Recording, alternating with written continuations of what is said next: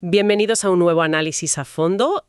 Hoy nos vamos a sumergir en un tema que, bueno, a primera vista puede parecer pura historia antigua, pero que en realidad es fascinante. Totalmente fascinante. Y muy revelador, ¿eh? Vamos a desgranar la historia económica de la España contemporánea, centrándonos en los siglos XIX y XX. Exacto, porque los documentos y fuentes que vamos a analizar hoy nos muestran, la radiografía completa de cómo el Estado español intentaba financiar sus gastos. O mejor dicho, cómo sobrevivía a duras penas, porque el nivel de deuda pública era impresionante. Y claro, eso generó una política monetaria muy peculiar. Esa es precisamente nuestra misión de hoy.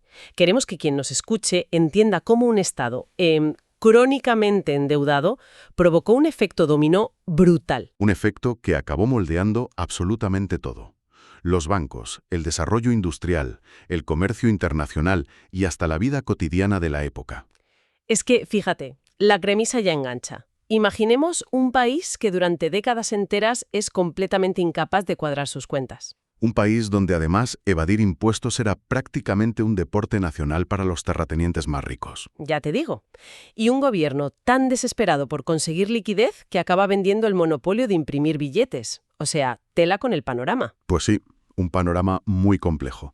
Pero para entender esto bien hay que situarse un poco. Estamos hablando de la transición del antiguo régimen a un Estado moderno. Y claro, un Estado moderno necesita carreteras, infraestructuras, un ejército, necesita dinero. Eso es. Necesitaba una hacienda moderna que fuera equitativa y suficiente para recaudar, pero la realidad con la que chocaron fue un déficit crónico monumental. Y lo fascinante de este análisis no es quedarnos solo en los números y los balances del ministerio, sino ver cómo esa asfixia financiera del Estado acabó asfixiando a toda la sociedad. Totalmente. Y el mejor ejemplo de esto, la primera gran trampa fiscal, por así decirlo, fue la famosa reforma de Mont-Saint-Millán, en 1845. La reforma de Mont-Saint-Millán prometía traer la modernidad al caos tributario español. Prometía mucho, sí. Se vendió como la gran racionalización de los impuestos, pero en el fondo mantuvo intacta una injusticia tremenda. Es que el sistema seguía sin ser flexible ni equitativo. Los documentos que tenemos son increíbles en este aspecto. Hablan de la ocultación de tierras. Ah, sí, el fraude fiscal puro y duro de las élites agrarias. Literalmente. En la contribución de inmuebles, cultivo y ganadería, los grandes propietarios mentían descaradamente. Hay datos de la provincia de Córdoba que son de no creer. Sí, ocultaban más del 100% de lo declarado. Exacto. O sea, sobre el papel existía menos de la mitad de la tierra cultivable que había en la realidad. Y lo de Jerez de la Frontera también es para nota. Madre mía, lo de Jerez. Resulta que hacían pasar viñedos de un altísimo valor comercial por tierras baldías improductivas. Todo para no pagar a Hacienda. Es que claro, al no poder cobrar impuestos directos a los ricos, que además eran los que controlaban la política mediante los caciques, el Estado tuvo que buscar el dinero en otra parte. Y esa otra parte siempre suele ser la misma, las clases más bajas. Exactamente. Recurrieron a los impuestos indirectos, los famosos consumos, que gravaban los bienes de primera necesidad, la comida, el carbón, justo en las puertas de las ciudades. Una carga brutal para gente que apenas tenía para subsistir. Y claro, como los pobres no pueden pagar mucho, la recaudación del Estado se estancó. Y ahí es donde se dispara la montaña de deuda pública. Al no ingresar lo suficiente, el Estado se puso a emitir deuda como si no hubiera un mañana. Para que quien nos escuche se haga una idea de las cifras, que son astronómicas, a mediados del siglo XIX, la deuda era de unos 3.900 millones. Que ya era una barbaridad para la época. Pues a principios del siglo XX superaba los 12.300 millones, un crecimiento brutal. Y fíjate en este dato. Entre 1850 y 1890, más de la cuarta parte de todos los gastos del Estado, un 27%. Esto nos lleva a un concepto económico clave que los documentos subrayan mucho, el efecto expulsión o crowding out. Claro, porque si el Estado absorbe todo el dinero del país para pagar sus deudas, ¿qué le queda a los demás? Absolutamente nada. El Estado acaparaba todo el capital disponible en los mercados y para que la gente le prestara dinero ofrecía unos tipos de interés altísimos. Lo que significa que si un empresario de la época, no sé, alguien que quería montar una fábrica o comprar un tractor, iba al banco a pedir un préstamo. Se encontraba con que el crédito estaba carísimo. Los intereses estaban por las nubes porque los bancos preferían prestarle al Estado, que pagaba más. Así que asfixiaron a la industria privada. Pero ojo, que prestarle al Estado español tampoco era un negocio seguro, ¿eh? Bueno, desde luego que no. El Estado era un deudor pésimo. Y ahí entran los famosos arreglos de deuda. Los arreglos, que es una forma muy fina de llamar a las bancarrotas encubiertas. Exactamente. Las conversiones de Bravo Murillo en 1851, la de Camacho en el 82 o la de Villaverde en 1899. Básicamente el Estado decía, mira, no te puedo pagar lo que te debo, así que te recorto el capital o te bajo los intereses a la fuerza. Era una quita forzosa, y aquí es vital distinguir entre dos tipos de inversores que compraban esta deuda, porque no todos sufrían igual. Claro, estaban los incautos, por un lado, Sí, pequeños ahorradores, muchos de ellos extranjeros, que confiaban en que un país europeo iba a pagar sus bonos soberanos. Esos perdían hasta la camisa. y luego estaban los listos, los prestamistas expertos. Las grandes casas financieras internacionales como los Rothschild, esta gente no compraba deuda esperando cobrar el interés mensual. No, no. Ellos sabían perfectamente que el Estado estaba quebrado. Lo que hacían era usar esa enorme cantidad de deuda para presionar al gobierno. Exacto. Decían, vale, te perdono esta parte de la deuda, pero a cambio me das la concesión de algo muy jugoso. Y así es como España malvendió su patrimonio nacional al capital extranjero. Acabaron controlando recursos estratégicos, como las minas de cinabrio de Almadén. O los inmensos yacimientos de cobre y piritas de Río Tinto. Fue una transferencia de riqueza brutal causada por la debilidad fiscal del Estado. Bueno, y ahora pasamos a una parte del análisis que a mí me parece realmente interesante: la política monetaria y el nacimiento de la peseta. Un momento clave, desde luego. 1868. Nace la peseta bajo un sistema bimetálico. Eso significa que las monedas estaban respaldadas por oro y por plata. La idea era ser modernos e integrarnos con las potencias de Europa en la Unión Monetaria Latina. Esa era la intención teórica. Pero la realidad internacional tenía otros planes. A nivel mundial empezó a caer el precio de la plata en picado. Y aquí es donde entra en juego lo que los economistas llaman la ley de Gresham, que básicamente dice que la moneda mala expulsa la buena. Exactamente.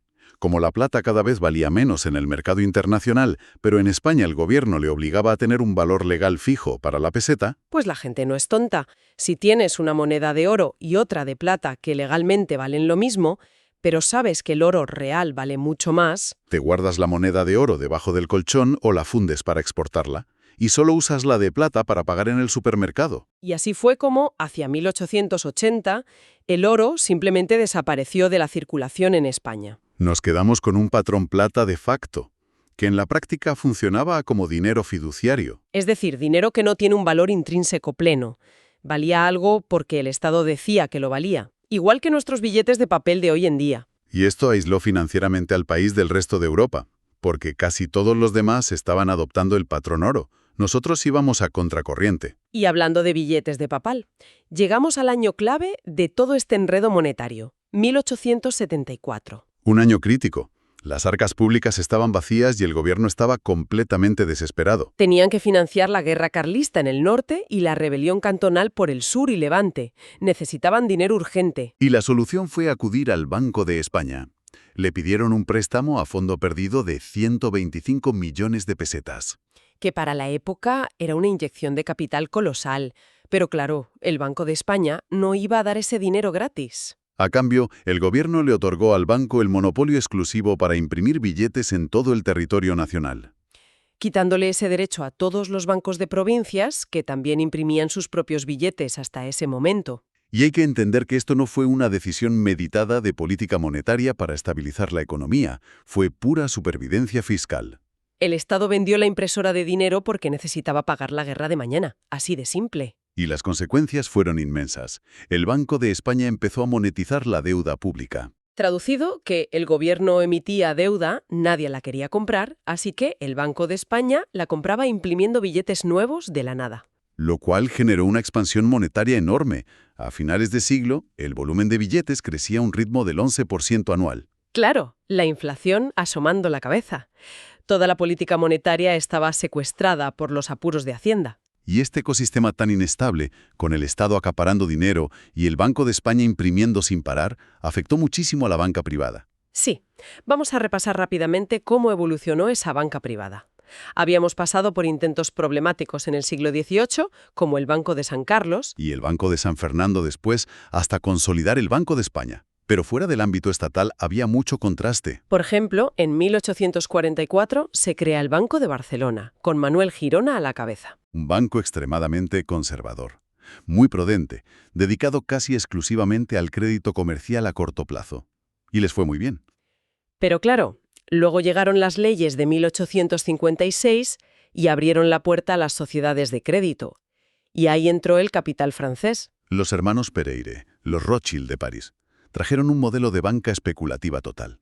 Su obsesión no era financiar fábricas, sino construir las vías del tren, el negocio ferroviario que estaba lleno de subvenciones del gobierno. Emitían obligaciones a corto plazo para financiar vías de tren a larguísimo plazo. Un desajuste de libro. Y claro, la burbuja explotó. El desastre ferroviario de 1864. Cuando los trenes empezaron a circular, se dieron cuenta de que en España no había suficientes mercancías ni pasajeros para que eso fuera rentable. Hundieron a casi todas esas sociedades de crédito. Fue un golpe durísimo para el sistema financiero. Y de esas cenizas nacen dos modelos de banca completamente opuestos en España. Por un lado, la banca catalana se volvió aún más reacia a asumir riesgos. Rechazaron la idea de la banca mixta, esa que invierte directamente en las empresas. Prefirieron quedarse en lo seguro. También porque la industria textil catalana eran empresas familiares que se autofinanciaban y no necesitaban grandes créditos. Exacto. Pero en el País Vasco y Navarra pasó lo contrario. Allí triunfó el modelo de banca mixta. El Banco de Bilbao, por ejemplo. Estaban totalmente ligados a la industria pesada. Financiaban la siderurgia, la minería del hierro, las navieras, proyectos que requerían muchísimo capital a largo plazo. Y ese modelo fue un éxito rotundo. Estaba con la bolsa. Pues que los mercados de valores, como las bolsas de Madrid y Barcelona, eran estrechos, inestables y muy superficiales. Básicamente eran mercados de deuda pública. Las acciones de empresas privadas casi no tenían oxígeno para cotizar hasta muy entrado el siglo XX, y esto nos lleva a la última gran pieza del puzzle. Si el Estado no tenía dinero y los ciudadanos tampoco, ¿cómo recaudaba el gobierno? Pues si no puedes cobrar dentro del país, cobras en las fronteras. La política comercial y los aranceles se convirtieron en la gran herramienta del Estado. Hubo un intento de ser liberales, el arancel Figuerola, en 1869, que intentaba bajar las tasas para fomentar la competencia. Pero duró poco. La presión interna fue fortísima y terminamos en el polo opuesto, en el infame arancel de 1891. El que ha pasado a la historia como el arancel del hambre, una auténtica muralla china proteccionista. Para entender por qué se llegó a este extremo, hay que ver lo que pasaba en el mundo. El trigo de América y Rusia llegaba a Europa muy barato porque los barcos de vapor habían bajado los costes de transporte. Y claro, los terratenientes castellanos, que cultivaban trigo muy caro y de forma ineficiente, pusieron el grito en el cielo, no podían competir. Así que exigieron al Estado que pusiera impuestos altísimos al trigo extranjero, y no estaban solos. Es que los documentos recogen una encuesta oficial fascinante de 1889. Una encuesta donde se ve que casi todos los empresarios españoles cerraron filas. Los textiles catalanes querían bloquear las telas inglesas. Los siderúrgicos vascos querían bloquear el hierro extranjero. Todos exigían al Estado lo que llamaron la protección integral. Se unieron para obligar al gobierno a cerrar el mercado interno y asegurarse el monopolio. Y lo consiguieron. Pero claro, esto creó un círculo vicioso tremendo para la economía real. Fíjate en la cadena de consecuencias.